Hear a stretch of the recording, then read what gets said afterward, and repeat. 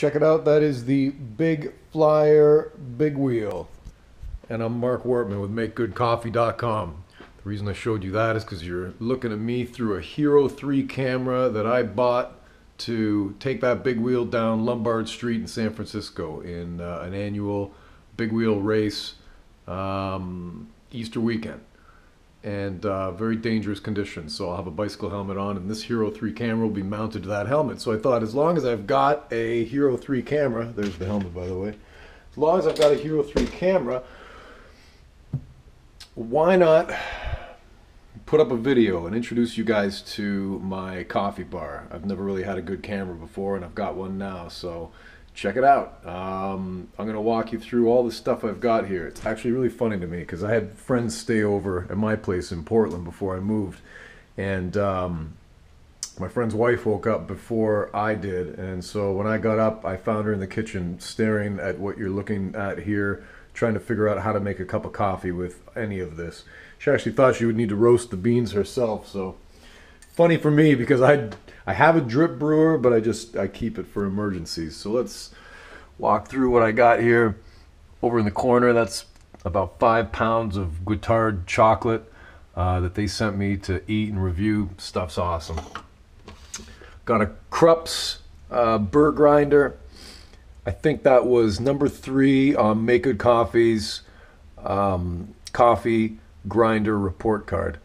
And the reason I didn't go with 1 or 2 is because all 3 of the ones that made our cut in the top 3 were all great, and Crux just happened to be the one that I saw in front of me when I was shopping for one. So when I needed it, I got the Krups. Does a pretty good job. It jumps around a lot and always leaves a little bit of ground coffee, kind of like crumbs from a toaster. So there's a little bit of cleanup with this. I don't know if there's a better model, but if I see it, I would probably replace this with it. Here we've got 2 Chemex pitchers. This one makes 1 cup of coffee. That one makes 2. If you don't know about pour over coffee, hit the link that says Coffee Talk, and that'll take you to my blog, and then do a search on pour over. It's as easy as that. I really like it. It's a great way to make coffee. And if I'm just making 1 cup, that one for 2 cups. Got my AeroPress equipment here. AeroPress is something that's a little newer to me. Makes 1 cup at a time. At least the way I use it, it does. This is the Melita. It's also for pour over, but this just sits right on top of the mug. Same premise. You put a filter in here and you drip the hot water yourself.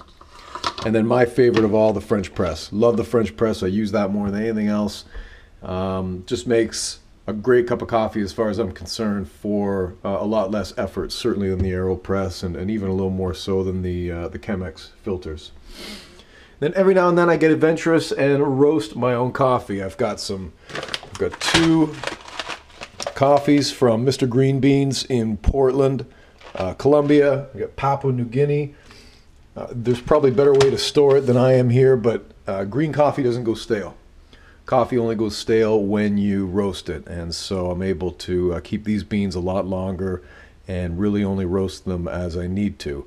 And then this giant thing is a chocolate mixer. You put cacao nibs in here along with cocoa butter and sugar, and you make your own dark chocolate. So one day when I've gone through these 5 pounds of chocolate, I've got some cacao nibs. I haven't even turned this thing on yet. It was more of an impulse buy. So got a couple good coffees in the house. I've got always in their proper canisters, airtight, opaque, room temperature. I've got Lakeshore Blend from Caribou Coffee that I bought on my last trip to Minnesota, and from here in San Diego, out in La Jolla, Bird Rock Coffee Roasters, which was Roast Magazine's 2012 Micro Roaster of the Year. So there you have it. That is the coffee bar. Like I said, I've got a drip brewer. I say I keep it for emergencies, but I've got 4 different brewing systems here, so I would need for a thief to come in and take all this stuff but not take my drip brewer before I'd ever need it. I don't even know if the thing works anymore. It's been that long since I used it, but it's a Black & Decker. When my Cuisinart drip brewer stopped working, I went and paid $30 for a Black & Decker one. Black & Decker makes a great drip brewer if you're not looking for any bells and whistles, just a simple cup of drip coffee. But like I said, for all I know, it doesn't even work anymore. So there you have it. There's a 5-minute walkthrough and introduction to my coffee bar. I'm sure every dummy with a Hero 3 camera makes a video like this one, so I'm gonna wait and see if it looked good at all before I decide if I'm gonna make any more. All right, man. I'm Mark Wharton with MakeGoodCoffee.com. Bye now.